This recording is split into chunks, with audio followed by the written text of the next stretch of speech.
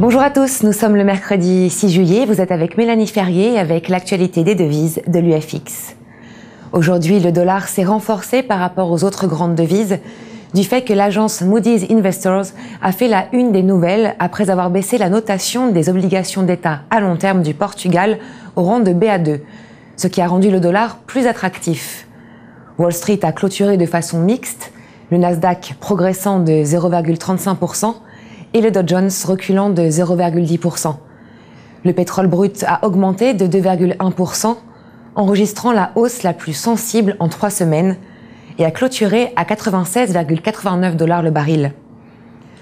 L'or a augmenté de 2,0%, clôturant à 1512,7 $ l'once. Aujourd'hui, l'indice ISM non manufacturier devrait afficher 54,00 contre 54,60 précédemment. Pour sa part, l'euro a chuté pour la première fois en 7 jours face au dollar, après la baisse de cote de crédit des obligations d'État portugaises par l'agence Moody's, les reléguant au niveau de jug bonds.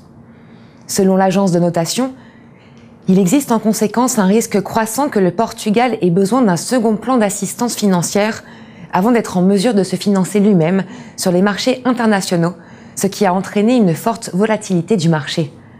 De son côté, la livre a progressé par rapport à l'euro et a fluctué par rapport au dollar à la suite d'un rapport révélant que l'indice des directeurs d'achat PMI Services a dépassé les prévisions des économistes avec 53,9 contre 53,6 prévus.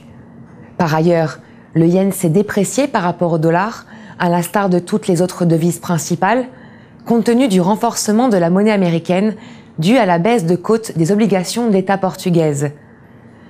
Enfin, le dollar canadien s'est affaibli par rapport au dollar américain après la déclaration de l'agence Moody's, causant l'instabilité du marché et faisant du dollar une monnaie refuge. N'oubliez pas de nous rendre visite sur ufxmarkets.com, votre source pour le trading en ligne. Bonne journée à tous.